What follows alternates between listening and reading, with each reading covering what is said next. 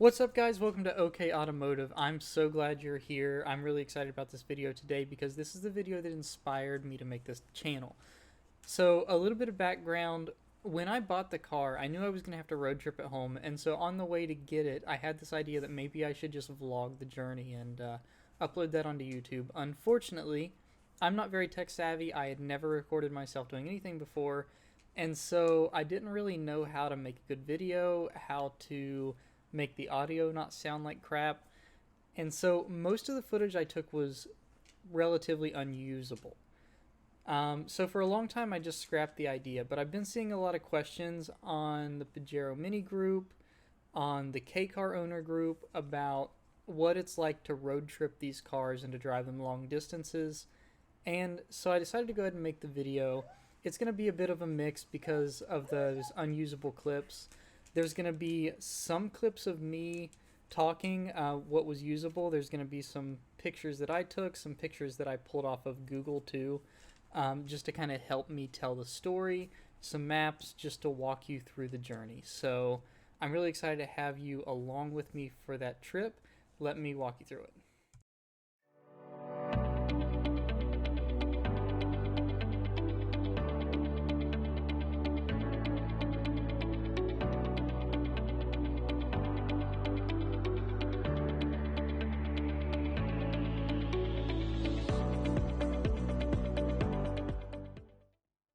So going back to August of 2021, my wife's Camry was kind of on the way out. We knew we needed a new car, and I started looking at alternatives to buying a relatively new used car just because the market is so inflated. I really couldn't justify spending so much more than a car was worth. And so I started kind of looking at alternatives, looking at older cars, and I realized that this is a pretty good opportunity for me to mark something off my bucket list, which is to own a K car. So the first thought that I had was a Jimny. And I started looking at Jimnys a little bit, and I was kind of shocked at what had happened to the values of them recently. I was really seriously considered a few, but at $10, $11, $12,000 for a really nice one, I just really don't feel like for a Jimny now you're getting much for your money. I get that you spend more for that JDM tax, but I just could not justify it. And so I started kind of putting feelers out in K-car groups and asking around, and these Pajero Minis started showing up everywhere out of nowhere. It was 2021, I guess, was if they were a 95 when they were really old enough to start coming into the US. And so out of nowhere there were 7 or 8 Pajero Minis for sale near me. And so I started asking questions in Pajero mini groups, specifically Pajero groups, just asking, how are these cars? What do I need to look out for? What's going to break? And I got a Facebook message from a guy in Buckhannon, West Virginia. Buckhannon, West Virginia is pretty central to the state. I'm familiar with the area because I'm from West Virginia originally, even though I live in Philly now. But he had told me that he had one. It was rust-free, low mileage, gave me a price, and I told him that I probably wasn't very interested because he was so far away, and I had several close to me right there in New Jersey that I could go check out. It turns out that some of the importers in New Jersey are bringing over some very crispy vehicles. I started seeing photos of them and getting a little more serious with my conversations with the sellers and realized that what they were selling was not really the quality of vehicle that I wanted to daily drive. So Buckhannon, West Virginia is only a few hours away from where I grew up, and so I decided to work out a way that I could go home, visit family, and stop on the way back just to check out the car, see if it was something I wanted, and if we landed on a price, I would come back the next weekend to pick it up. So long story short, obviously I own the car now, so when I went and checked it out, I was very impressed with the condition. We got up under it. He was waiting for me with a creeper so that I could roll under the car and look everything over, which I was very impressed with. It was pretty obvious that he wasn't really trying to hide anything. And So we agreed on a price, and I worked out a time to come pick it up. So Buchanan, West Virginia is only about 5 hours away from Philly, give or take, if you take the fastest route. Now, that fastest route part is the catch. That route uses the Pennsylvania Turnpike, and then it gets on Interstate 68. Interstate 68 is pretty brutal if you're in a low-powered car. For those not familiar, essentially it crosses the Appalachian Mountain Range, and so it's a lot of extremely steep uphill, extremely steep downhill, at 70 miles an hour speed limit. Usually just 2 lanes. You really risk getting run over on a foggy day if you're going below the speed limit. It's just not a safe situation. And it's worth noting that when I talked to the seller, he urged me, when I told him where I was going, to get a trailer. The first time I looked at it, the second time I looked at it, both times, he kept telling me, it's not too late to get a trailer. Don't try and drive this home. I would not take this on the interstate. He even asked me to contact him when I arrived in Philly to let him know that I was safe. So if this guy is the guy who has owned this vehicle and used it for a few months, and he's that concerned about it being on the interstate, that should give you an idea of really what I was dealing with and why I decided that this whole trip was worth documenting. So my mom had taken me to pick up the car that morning, and so before we said goodbye, we decided to head into the city of Buchanan to get some lunch. And the city of Buchanan is absolutely beautiful. If you're in the area, it's definitely worth stopping. It's just this old, very historic town. It's an old railway town, and you can feel the history. You can feel the sense of community there. Everybody is so friendly, and the food is awesome in that town. So we stopped at this little bar in town, and the reason I mentioned it is because while we were eating, I got to watch a group of state road workers kind of gather around the car, and they were peeking in the windows and trying to figure out what it was. Driving a car like that through West Virginia is very interesting because here in Philly, every now and then I see another JDM car. I feel like that I'm not the first person driving on the wrong side of the car that most people have seen in their lives. West Virginia, there's a lot of really remote towns that just not that many people pass through, and so they don't see as many really weird and interesting vehicles. And so it really is a novelty to a lot of people in that area, and you get a lot more attention. So after lunch, I decided to head to Elkins, West Virginia. Unfortunately, the only way to do this was via US 48, which, while not an interstate, is a 55 or 65 mile an hour road. It's a 4-lane, and it is through the top of mountains. And so this was my first experience getting the car out on the open road. This was my first time really driving a K car, first time driving a right-hand drive. And my first thought driving the car, my first impression, as weird as it sounds, is that it feels like a van. It's interesting because when my wife drove it for the first time, she said it felt like driving a camper. It's just this sensation where you're sitting way up high and tall, you're looking over a really short hood, and you're in an extremely slow vehicle. And so it just gives you that sensation that you might be familiar with really if you've driven something like a U-Haul, which is bizarre to say for a car that weighs 1,900 pounds, but it's the same sort of experience.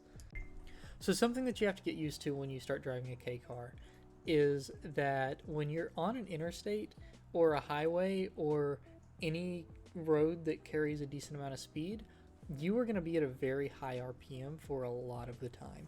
And it just feels wrong until you've gotten used to it. And in retrospect, looking back at this trip, I probably could have driven a lot faster than I did. But having never driven a vehicle with an engine like that before, to cruise for an hour at 5,000 RPM just feels abusive.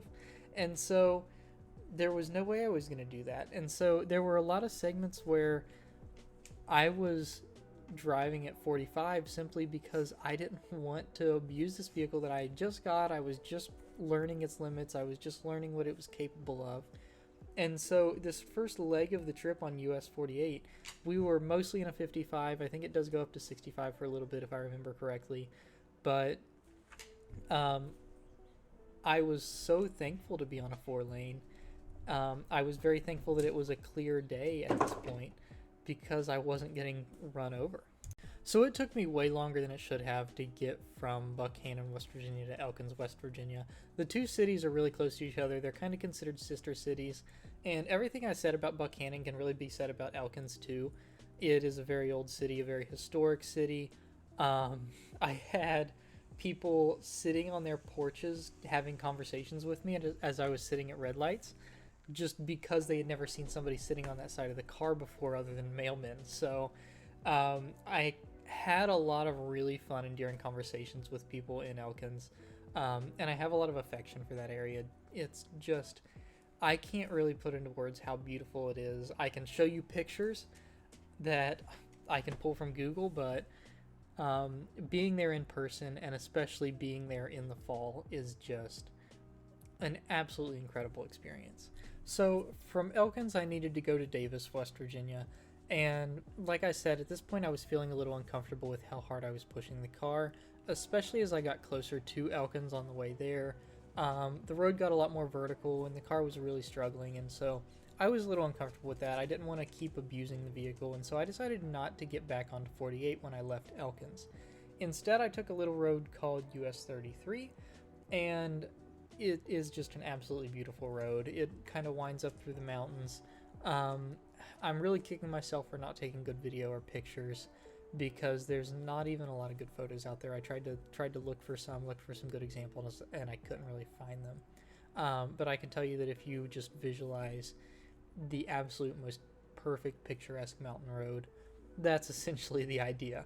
And so I followed 33 for a while, and I got onto US 32, which crosses through Canaan Valley. Anybody from West Virginia is intimately familiar with that name. Anybody outside of West Virginia is not. But Canaan Valley is this brief relief from the Appalachian Mountains. And it was certainly a relief for the little 660cc engine for a while. I got to just be able to cruise and not worry about how badly I was torturing the car. And enjoy the scenery, and that brought me straight into Davis, West Virginia. And Davis is my favorite town in West Virginia. It is this tiny little town, I believe less than 1,000 people, and it's just, the whole town is kind of centered around the tourism industry. There's two prominent ski resorts right down the road, and then one of the state's biggest tourist attractions is Blackwater Falls. And so the city's really just designed to accommodate tourists, but it's never really taken on that kind of kitschy, cheesy, touristy feel that you get in a lot of the more popular areas of the Appalachians. For example, a lot of Tennessee. You really don't get that sort of thing. It still feels like a small town. And so you really get a more authentic rural experience there. And so I mentioned Blackwater Falls. Blackwater Falls is this really pretty little waterfall right off of Davis, West Virginia. It's one of West Virginia's biggest tourist attractions, and it's really worth stopping to see. It was really nice being able to stop by and visit Blackwater Falls. It's one of the places that I went to a lot with my family growing up, and it's been years since I've been and got to see it, and so it was really nice when I was out here, checking off this bucket list item of mine and being able to stop and visit this place from my childhood that has this huge significance for me that I haven't been to in years. It was just kind of a surreal experience. So after I messed around in Davis and in Blackwater Falls came the hardest part of the journey. And that's because the only way east out of Davis is on US 48. And this was not the US 48 that I used out of Buckhannon. This road felt completely different. just because we were so high up in the mountains at this point. Everything was foggy. The weather had definitely turned, and it was genuinely a pretty scary experience to be in the mountains and not be able to do the speed limit, and know that visibility was so poor because of the fog that anybody coming up behind me really wouldn't be able to see me until it was too late. So most of my experience on US 48 at that point was just driving with my flashers on and staring at my rearview mirror, anticipating having to get off the road and get out of somebody's way. So right around nightfall, I landed in Wardenville, West Virginia. Now Wardenville, there's not much to. I didn't stop. I'm sorry if you live in Wardenville and you're watching this video, which is very unlikely, but Wardenville is a 7-Eleven, a church, and a funeral home. That's really it. And so Wardenville is significant in this journey only because it is where I made a huge mistake. So a logical person, once they reached Wardenville, would get on West Virginia 259 and head up to Route 50, and then on US 50 go into Winchester. I didn't want to get on 50 just because I know 50 and I know that most of it's 65, and I anticipated that it still would be, and I didn't want to deal with that. And so I opted to stay on 48. Now, if I would have got on State Route 259, then I would have kind of fallen into a valley between two mountains, and I would have stayed in that valley all the way until I got to Route 50. 48, immediately after leaving Wardenville, climbs a mountain. And when you have 660 cc's, climbing mountains isn't really in that vehicle's wheelhouse. Even if it does have nice off-road tires and look like it's a cool, aggressive mountain go-to vehicle, maintaining a reasonable speed up a mountain is not something that the Pajero Mini is designed to do. And so immediately I felt terrible because these roads are of course mountain roads, and they're curving and winding up these mountains, and so there's nowhere to pass. And I have a line of 10 to 15 cars behind me as I've got my emergency flashers on, and they can't really see what's going on because we also have 10 feet of visibility because we're in the mountains at night and it's foggy.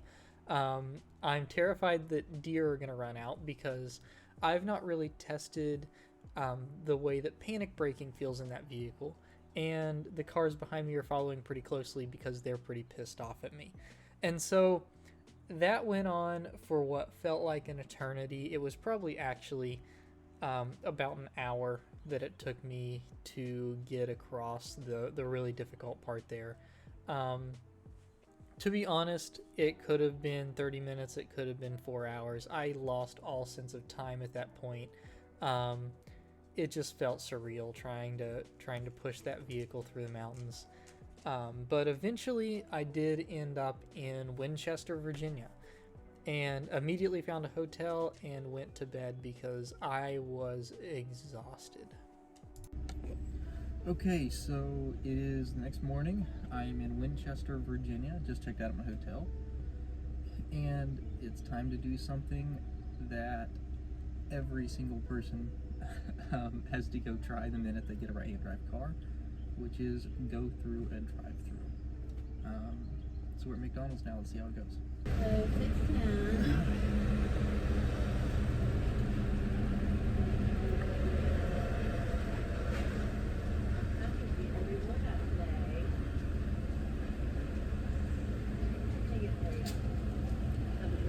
You too. Thank you.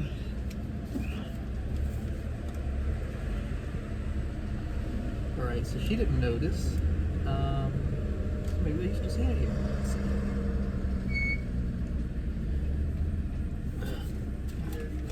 Thank you. You too.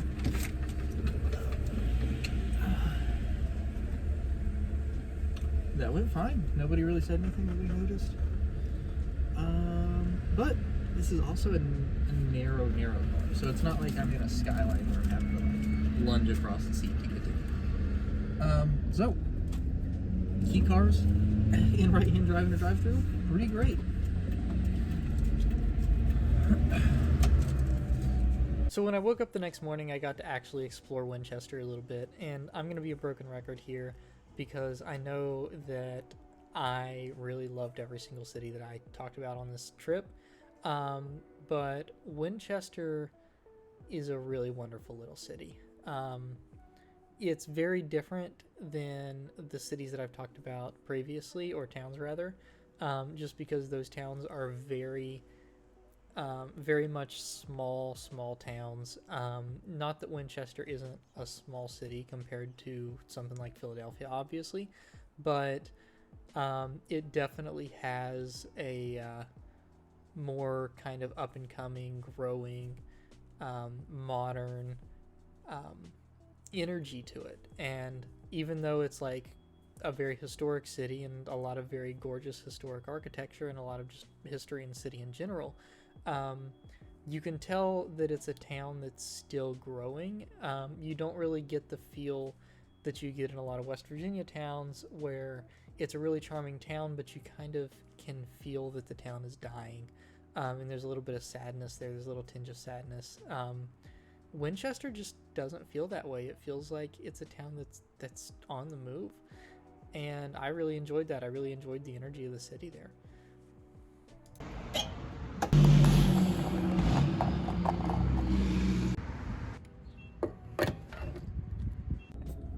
So one of the hardest parts of this trip has been the fact that Japanese cars, especially in the 90s, were not really designed to run on ethanol fuels, and run on a pretty high octane. So, first of all, it's just hard to find non-ethanol fuel. I was lucky enough to find an app called Pure Gas that gives you all the ethanol-free fuel in your area. Unfortunately, then you have to make an octane sacrifice. So, the first place I filled up on this trip, it was actually great. It was like a little hole in the wall in the middle of nowhere that had ethanol-free 90 octane, which I was elated to find. But here we are in Winchester. The only ethanol-free gas station I could find in town is 87. Which I don't think should be an issue, but I believe the lowest octane in Japan, they use RON, we use AKI, so I don't know exactly what it is and what the conversion is, but I believe it would be higher than an 87 AKI for sure. So I filled up with it. We'll see how it goes. Hopefully we don't get any knock or anything like that, but it is definitely one of the disadvantages of these cars, especially if you're road tripping, so you can't just go back to your favorite gas station that you figured out has it.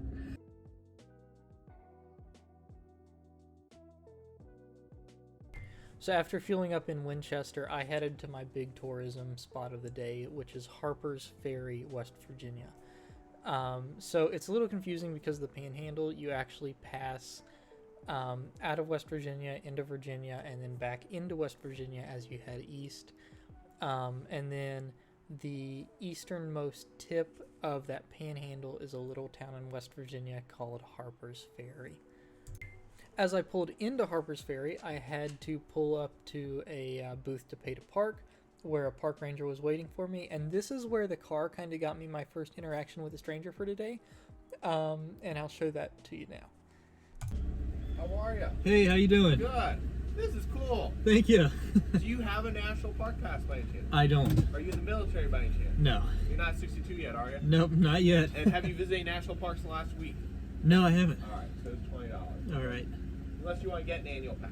No, that's okay. Do you mind if I take a picture of your car? Go for it. That is 50 cents. Yeah. I want to take one from the front. Yeah, do it.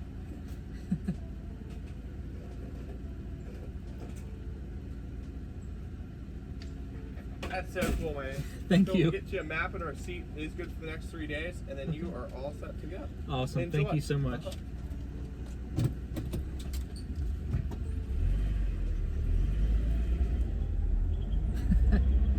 So Harpers Ferry is kind of a strange experience just because Harpers Ferry is both a town and a tourist attraction, and you might be thinking that that's not that weird. A lot of cities are tourist attractions, but this is a little different because Harper's Ferry is so well preserved that when you step into the town, you really feel like you're stepping into a different time. It's kind of like um, one of those fake towns that they build at amusement parks to kind of mimic an old city, except this is the real thing.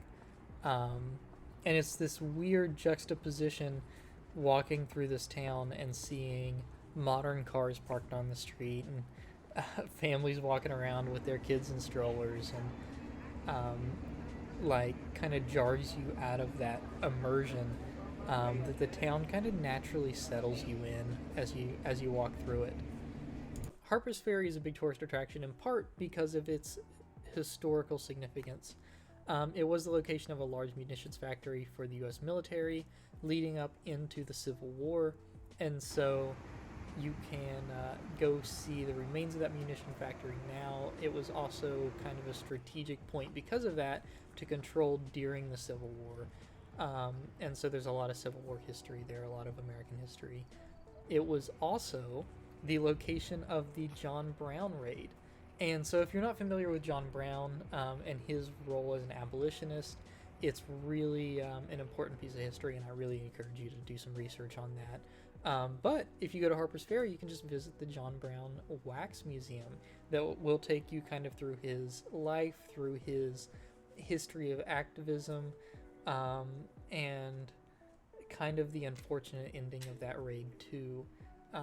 But the abolitionist movement that he kind of helped inspire, it's definitely John Brown is a story that really deserves to be told, and so it was really neat to kind of walk through the city and happen upon that museum and get to go through and hear that story kind of retold in a new and interesting way.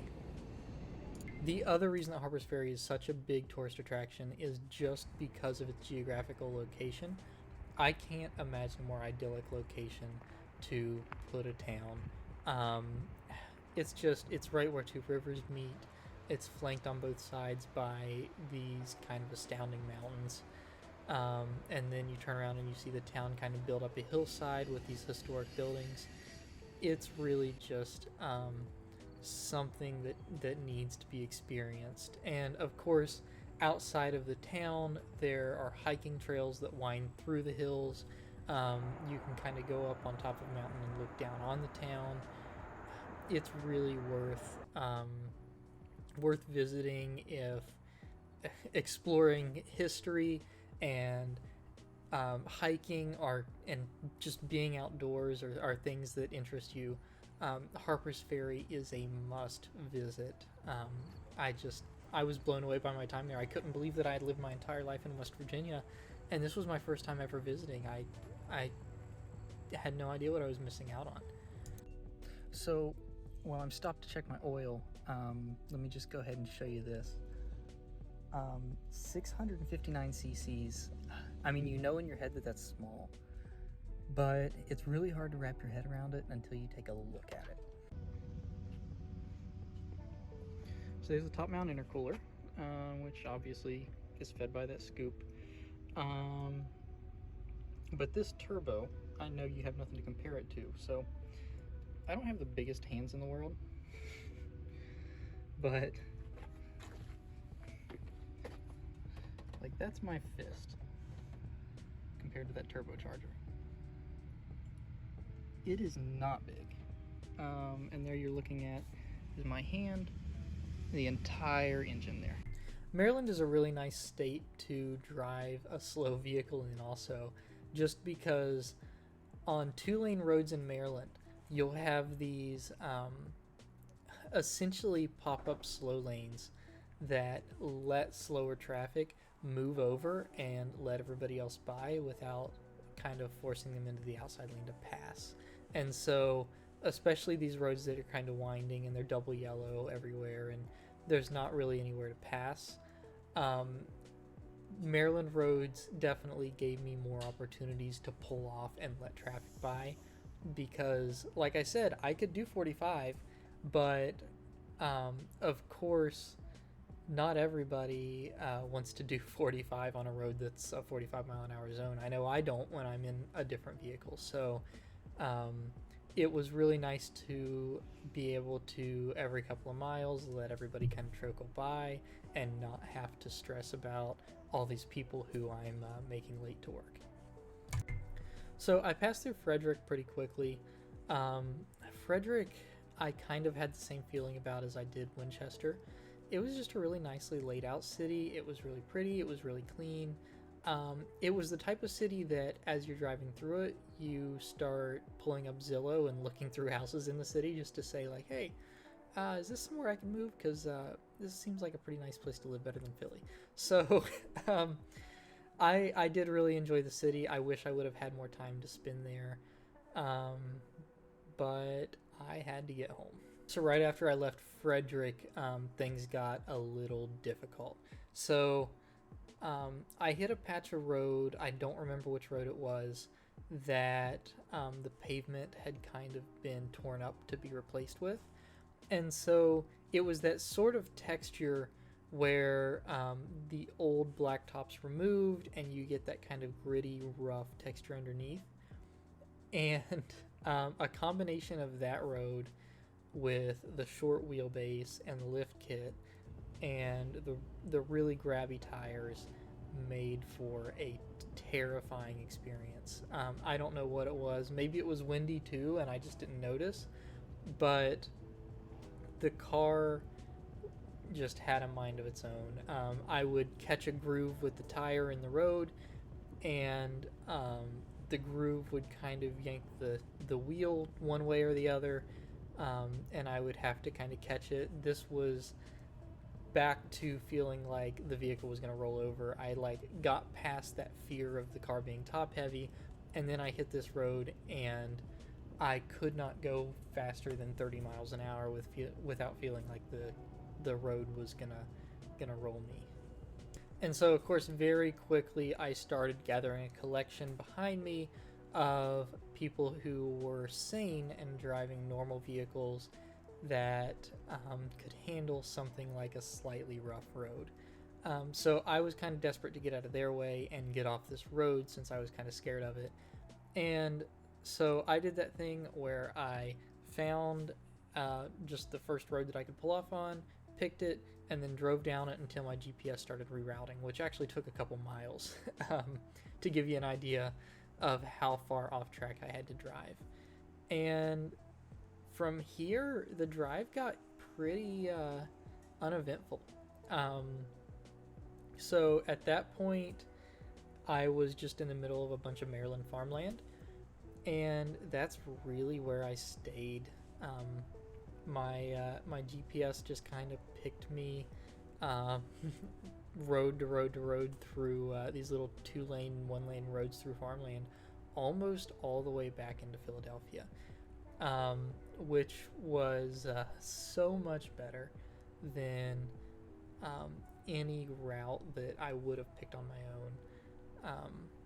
Just being surrounded by that farmland, I growing up in a rural area and then moving to a city like this, I have missed that so much. And just getting to spend a day on back roads in a car that I was enjoying, surrounded by a landscape that I enjoy, was just something that I didn't realize that my soul needed so badly.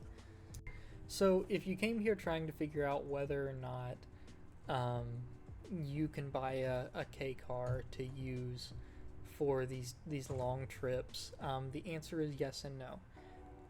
I would not buy a KEI car if my primary use was going to be driving on interstates, but I would absolutely buy a KEI car to road trip. And it's because it made the trip so much more interesting. First of all, so much of what I got to enjoy and what I got to experience on this drive was on accident and a consequence of driving a car that was not well suited for the trip, to be honest. There were so many vehicles that would have been so much more comfortable and so much more efficient, and so much safer and so much faster to do this drive in. But there's something about traveling in a car that is interesting and that struggles and that you have to root for to make it, um, and that pushes you to do different things, and um, that you have to worry about a little bit and add some excitement, some adrenaline, and some stress. Um, that that really just transforms a road trip, and it is the missing ingredient. A lot of times I've done road trips in normal pedestrian boring vehicles, and it always feels like they're fun, but it always feels like there's something missing. And um, that missing element is junk. That missing element is being in a car that is not particularly good, but you develop this affection for, um, because you want to see it get through and you want to root for it, and it kind of becomes your friend on the drive. Um, so yeah, if you want to buy a car, because you work 40 minutes away and you've got to drive on the interstate and the speed limit's 70, don't buy a K car. But if you want to buy a car and you're going to say, hey, I might take this car on a trip to go through the mountains, or I might take this on a vacation with my family, um, then I say absolutely, as long as you have a very small family. Hey guys, that's the end of the video. Thanks so much for watching. Make sure you like, comment, subscribe. It means a ton. My name is Holden Adkins. You can search that name to also find me on TikTok, on Instagram. And we've got some kind of exciting stuff coming up on the channel here. Not everything is going to be K-Car related, although I still want that to kind of be the center focus of the channel. But we're going to do some stuff with sim racing. We're going to do some stuff just with kind of some storytelling. So look forward to that. Subscribe if that's something you're interested in. I'll see you next time. Thanks.